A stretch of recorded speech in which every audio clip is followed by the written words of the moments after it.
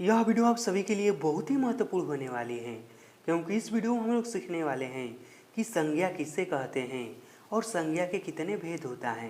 कहने का मतलब कि संज्ञा के बारे में जितना भी बेसिक जानकारी हमें सीखना है, जो भी एग्जाम में प्रश्न इससे संबंधित पूछता है, वह सब कुछ इस वीडियो में हम लोग सीखने वाले हैं।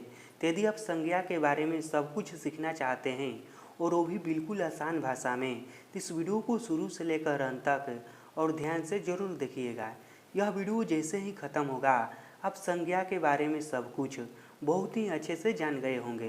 तो चलिए अब इस वीडियो को हम शुरू करते हैं। तो सबसे पहले हम यह समझ लेते हैं कि संज्ञा कहते किसे हैं। तो देखिए, संज्ञा का परिभाषा बहुत ही आसान है। संज्ञा का परिभाषा मात्र इतना ही है कि किसी व्यक्ति, प्राणी, वस्तु, स्थान या भाव के नाम को संज्ञा कहते हैं। या इससे भी आसान इसका परिभाषा हम यह कह सकते हैं कि किसी भी नाम को संज्ञा कहते हैं। जी हाँ, आप कुछ भी नाम सोचिए उसे संज्ञा ही कहते हैं। जैसे कि हो गया राम, हो गया श्याम, हो गया या कलम, हो गया किताब, हो गया या फिर किसी स्थान का नाम हो गया, जैसे हो गया दिल्ली, हो गया बम्बई, हो गया पटना, हो गया या कुछ भी आप नाम सोचेंगे उसे संज्ञा ही कहते हैं। ठीक है, तो संज्ञा का परिभाषा हम दो तरह से दे सकते हैं। पहला परिभाषा हम यह दे सकते हैं कि किसी व्यक्ति, प्राणी, वस्तु, स्थान या भाव के नाम को संज्ञा कहते हैं। या फिर हम दूसरा परिभाषा यह दे सकते हैं कि किसी भी नाम को संज्ञा कहते हैं। जी हाँ, इससे आसान परिभाषा आपको कहीं पर भी नहीं मिलेगा कि किसी भी नाम को क्या कहते हैं, तो संज्ञा कहते हैं। ठीक है, अब जैसे में समझ लीजिए, देखिए यहाँ पर है ना व्यक्ति, तो व्यक्ति से हो गया किसी भी व्यक्ति का नाम हो गया, जैसे हो गया राम, मोहन, महात्मा गांधी, सीता, गीता, कुछ भी हो सकता है। प्राणी में क्या है, तो कोई भी जिंदा जीव जो जीवित हैं वह प्राणी हो गया। जैसे कि मछली हो गया, पंछी हो गया, जानवर हो गया, यह सब आ जाएंगे प्राणी में। उसके बाद वस्तु में, तो वस्तु में क्या आएगा, कलम, किताब, कॉपी, हमारा मोबाइल, यह सब क्या हो गया, यह सब वस्तु हो गया। उसके बाद स्थान में समझिए, तो देखिए यहाँ पर किसी भी जगह का हम नाम दे सकते हैं, जैसे पटना, दिल्ली, बनारस, मुंबई, कोलकाता। उसके बाद है अगला भाव। तो भाव में ऐसा चीज़ आता है जिसे हम केवल महसूस कर सकते हैं, देख या छू नहीं सकते हैं। जैसे कि मीठा हो गया, तीता हो गया, तेज हो गया, कमज़ोर हो गया, इसे हम केवल महसूस कर सकते हैं।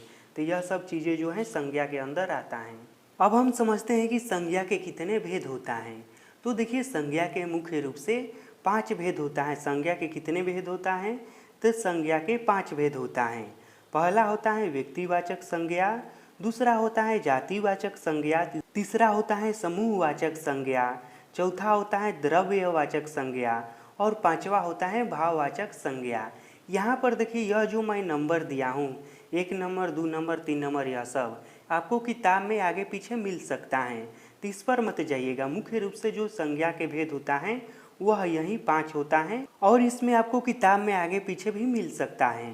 कहने का मतलब कि मान लीजिए मैंने 1 नंबर पर रखा है व्यक्तिवाचक संज्ञा को, तो हो सकता है किताब में 1 नंबर पर रख दे जातिवाचक संज्ञा को। तो इसको लेकर आप लोग टेंशन मत लीजिएगा, यह नंबर आगे पीछे भी हो सकता है। हमें मुख्य रूप से जो याद करना है वह यह याद करना है कि संज्ञा के 5 भेद होता है और पांचों जो भेद हैं यह याद करना है कि कौन कौन सा भेद है। अब हम एक एक भेद का परिभाषा समझते हैं कि व्यक्तिवाचक संज्ञा किसे कहते हैं, जातिवाचक संज्ञा किसे कहते हैं, तब हम इन सभी का परिभाषा समझते हैं।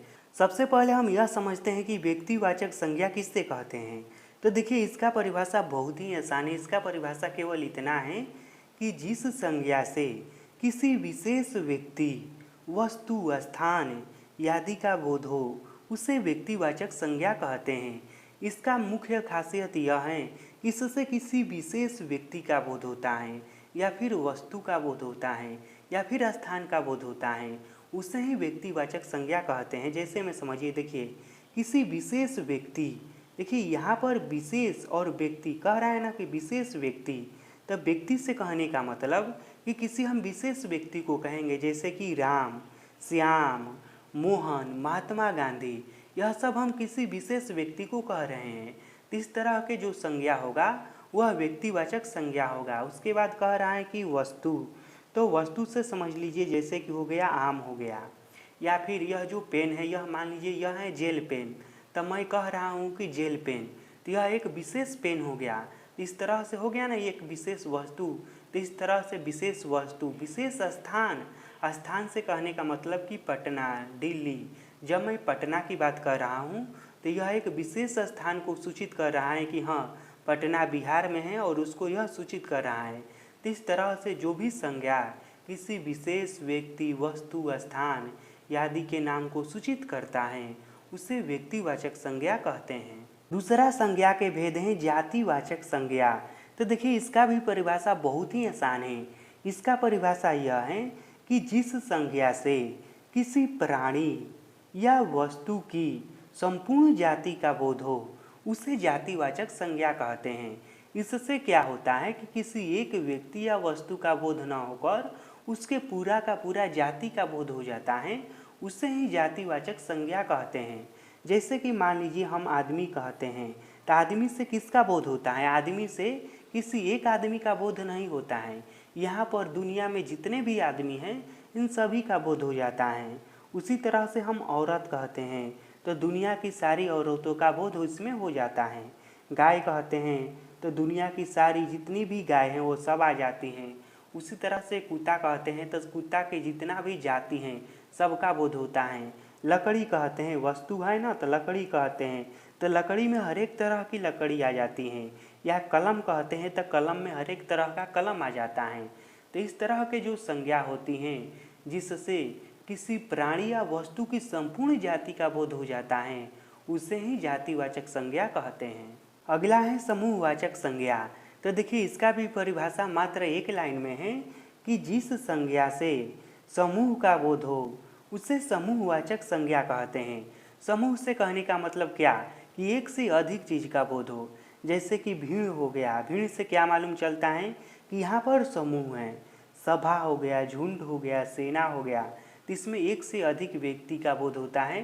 तो इस तरह की जो संज्ञा होती हैं जिससे कि समूह का बोध होता है उसे समूहवाचक संज्ञा कहते हैं।